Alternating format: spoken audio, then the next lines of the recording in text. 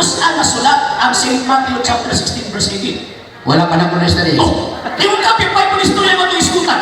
Sige, bahala na, sakto na. Sige, good. Next question. Sige, Next question. Ano ko sa'yo mga pangutana? Hindi ka pa magtubag, mga sir, mga magpastyo na mo siya. Naaabal sila. No problem. Next question. Ano sa apon na hitabo na ang Ginoong Kristo ang mga apostol nagtudlo na ang Biblia pulong sa Diyos? Ano sa Alex? Kaya nagtanaw mo sa pumutay mo na naroon. Ano yung mga ganun na hitabo? May hapon sa usapan. May hitabo mga ganun sa ikatang time ka diyan.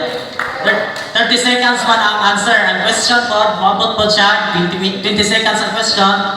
30 seconds ang answer. Then hitabo kay wala po din yung nasunod kay exchange man mo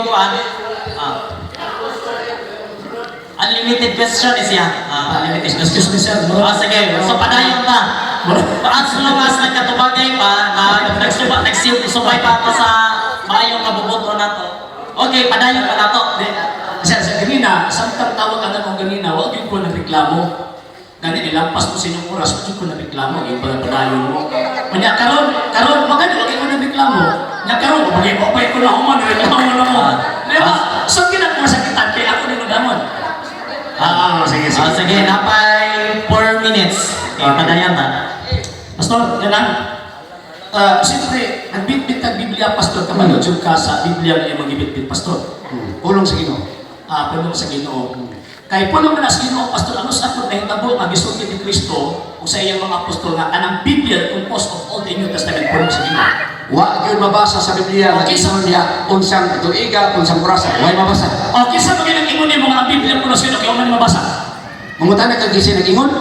Nga 1969 pa mo kuno tao bago pa kuno pastor mangutana ka. Ang Ginoo ko alam na sa langit. Istorya na. Una ang Ginoo mo na. Ako ang nagsugo nimo. Ano pa kana? So puti pa sa kong, nagbitbit na ka ng Biblia, huwag ka malos kasi sa'yo na yung Biblia na binitbit. Kasi wala nakapano ko. Kay tanan gibasa na ko sa Bible. Ako gibuhat halos na hitabo. Proven sa ako ginabuhi. Kay nakapalo man ka sa tawag ka ng Biblia ka yung binitbit. Balik ko na mong pangutana, ano sana hitabo? Ang itutlos ka sa Kristo sa iyang mga apostol na Biblia pulong sa Ginoo. Okay. Mayo ka kinsa.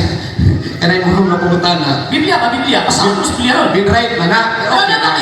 Tama kayo din mo na. Nakita. Mabita pagkana ano mo rin ko din. Okay.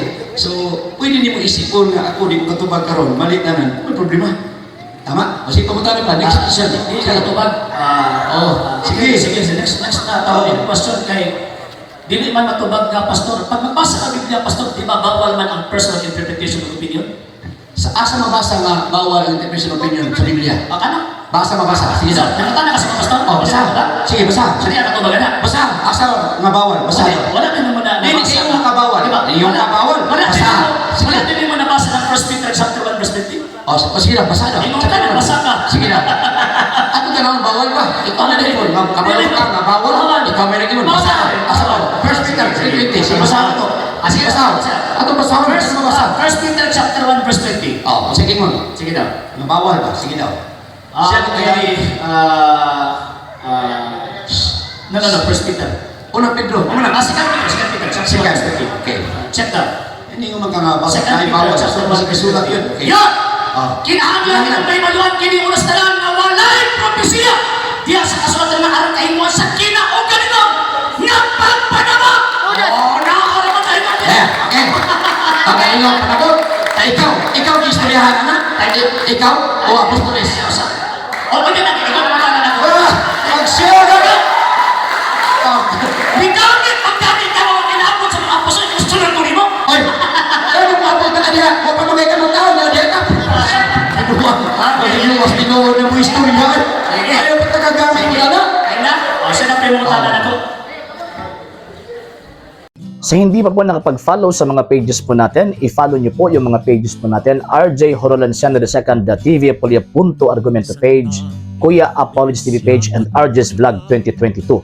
And pwede rin po kayo mag-send po dyan ng Facebook stars. And also, sa ating po mga channels, sa hindi po nakapag-subscribe, i-subscribe po ninyo yung mga channels natin, Dalay Catholic, Apologies International Official, RJ San Jose Second TV, Kuya Apologies TV, and Barrio Kawayan Religious Forum. And pwede rin po kayo mag-send po dyan ng super sticker, super chats, and super thanks. And maraming salamat po sa mga kapatid at mga Katoliko na ulis pong tumutulong sa programa po natin. Maraming salamat po. Nang dahil po sa tulong at suporta po ninyo, ang programa po ito until now andito pa rin po sa social media. And until now din po, nangangailangan pa rin po tayo sa tulong at suporta po ninyo dahil wala po kami magagawa rito mga sir, mga ma'am, kung wala po yung tulong at suporta po ninyo. Sa gusto pong tumulong, sa gusto pong sumuporta, pwede po ninyong ipadala ang tulong at suporta po ninyo sa pamamagitan po ng ating mga account numbers dyan po sa ating pong screen. And pwede nyo po kaming i-message sa ating pong page kung via remittance po yung papadala po ninyo. Maraming salamat po in advance.